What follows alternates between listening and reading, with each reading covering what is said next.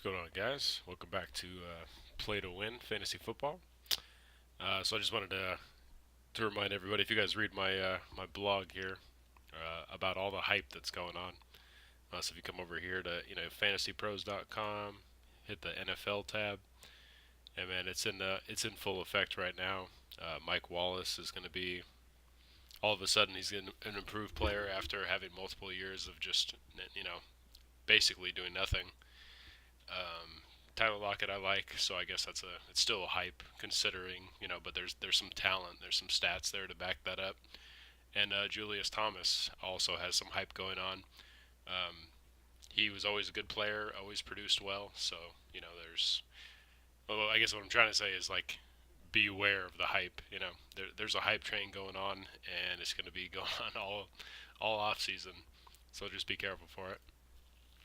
So I'm going to do a draft today.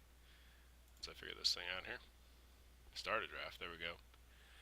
And I'm just gonna do my usual settings that I've been doing on this channel for a while now.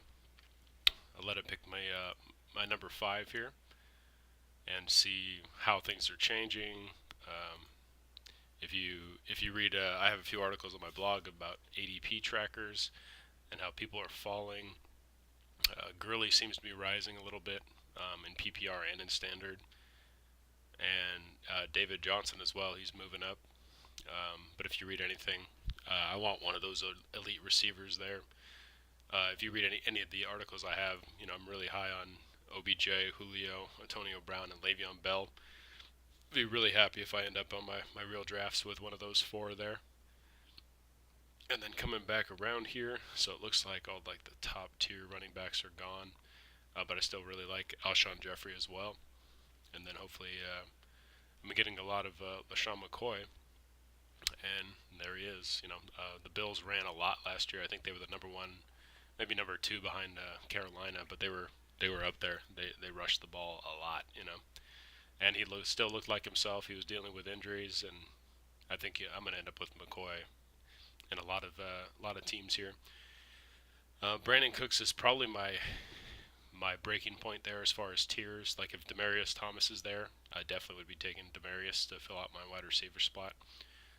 Demaryius, Keenan Allen, Amari Cooper, and Jordy. I'm going to try that this year and be really aggressive on wide receivers in most of the PPR leagues that I go with. And but yeah, that's kind of like where my tier. I'm kind of making that second round, third round tier as I've been doing research and stuff. So we'll take McCoy there, and then we got a long way to draft here. And then so what comes back is I've been taking pretty much 4 receivers out of the first, or 3 receivers out of the first 4 picks I have. And so I really like Baldwin, like Devontae Parker too. Looks like he's fallen a little bit. And those are usually my guys that I put in the flex spot. Benjamin, I like him a little more in standard. And then Decker, until that Fitzgerald situation is stabilized, I'm not going to be going with him. In your flex spot as a wide receiver, you want somebody that has like a good floor. Doug Baldwin pretty much is that guy. He has that chance like last year to explode, but he was consistently getting 10, 11 targets a game. More of a slot guy, but he was still really solid. C.J. Anderson, I'm not big on him. He's burned a lot of people, and I'm willing to face him in the season and let him beat me. My odds are that I think that the Broncos are going to struggle. So I'm going to end up with Baldwin there. I could definitely see the argument for like Russell Wilson if he falls back to me. Russell Wilson, has that potential of if the Seahawks offense changes, they could be very pass happy. And he ended up coming back to me. So I like Carlos Hyde there too. With that Chip Kelly offense, regardless who's in there, even if he shares a lot with Sean Drawn, and if he's only in the first and second, what am I thinking here? Down running back, there's still a lot of value there, and I really like. There's so many quarterbacks that I really like. So I don't know if I'm going to miss up on a potential RB1 here, like a low end RB1. if things pan out, in like a better case scenario. And so we come back here. So I like Michael Floyd again. In PPRs, I'm going to be more wide receiver focused on the first, 7 rounds or so. I like Duke. I really like Duke, but that offense is gonna, I'm not willing to spend our 6th round pick on him.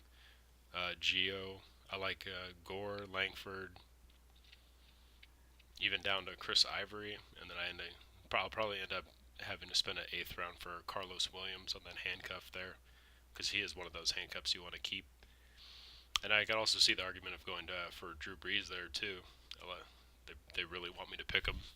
Um, but I want to make sure that you get really solid receivers and potentially in like one of the best offenses too. So I'm willing to play the quarterback carousel throughout the season. Just picking up streamers because it always changes every week. So if I don't get Carlos here, there's a good chance that he's not going to come back. So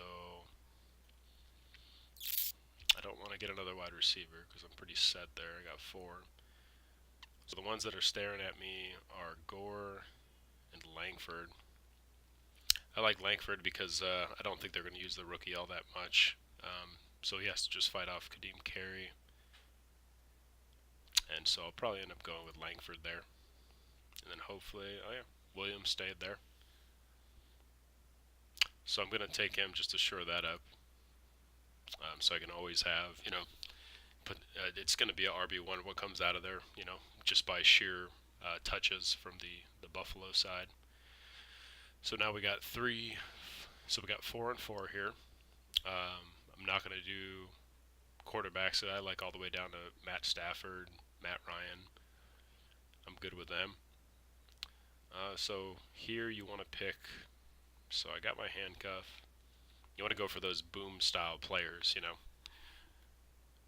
So CJ Procise, he could definitely be some like trade bait and stuff like that.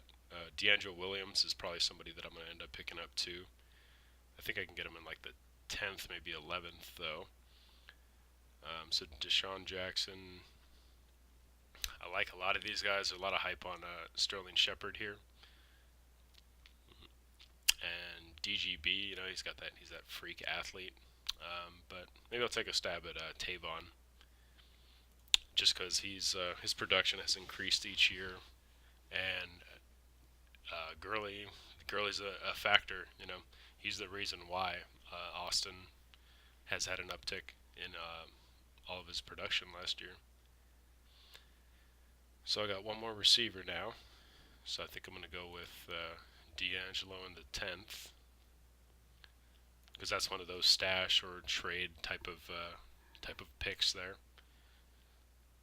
Especially for a Le'Veon Bell owner, if something goes down, you can either trade him away if your running back situation is good, which I probably wouldn't trade him away because of what he did last year. But it all depends on how it shapes out and how your injuries are happening, and if you lose some of your big wide receivers and things like that.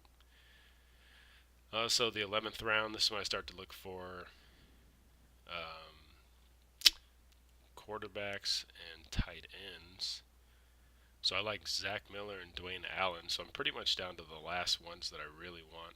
I mean, I'm willing to take a stab at Jordan Cameron, just because Adam Gase is there now. So I think I like Allen more as a touchdown target there. So we'll go with Allen. And Kobe Fleener's gone too, so hopefully that translates into a little bit more production from him. And then here, so I already have a few stashes, so I don't want to get more of those. So what I want are people that can like win the job or can just flat out, surprise, like Michael Thomas, Chris Hogan as well. Maybe Philip Dorsett. There's an injury to Moncrief, so that's a little bit concerning. But any of these 3 guys, I think that I probably just will default to the offense there. These are all 3 really good offenses too. But I'll try to go with Hogan there. but I could see either way. Like right now, I'm kind of waffling in my head. So any of those, they all have tremendous upside in really high-powered offenses on top of it.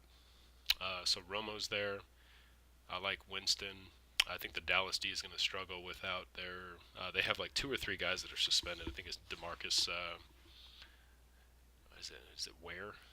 I can't remember what it's a Demarcus. I don't remember his last name, but he's suspended for like 4 games, and they have a bunch of guys on D that are suspended. So I'm gonna kind of gamble on the fact that that'll turn into production. The Cowboys will have to score more essentially. And then so we're at the last few picks, and then it's just a kicker and a defense, and it's just whatever pops up. So let's see what they said. We got a C minus, so let's see what they liked about the team. So it was pretty balanced. I didn't have the best starting roster, but I like that the strength of the bench there, because that really does win championships, and gives you trade options.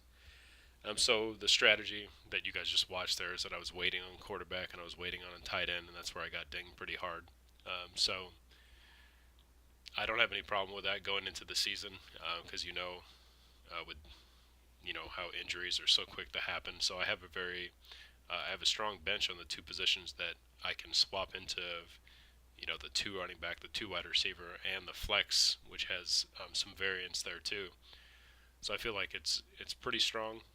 Running backs are a little bit light, but I have some things to shore that up, and then I have some potential breakouts and more wide receivers. So if you guys have any questions, or want to know why I pick something, I have my blog over there that I write up things occasionally. I do like player profiles, keeping track of ADP ranking, stuff like that. And yeah, if you guys have any questions, leave any comment, and subscribe if you like the video. All right, see you later.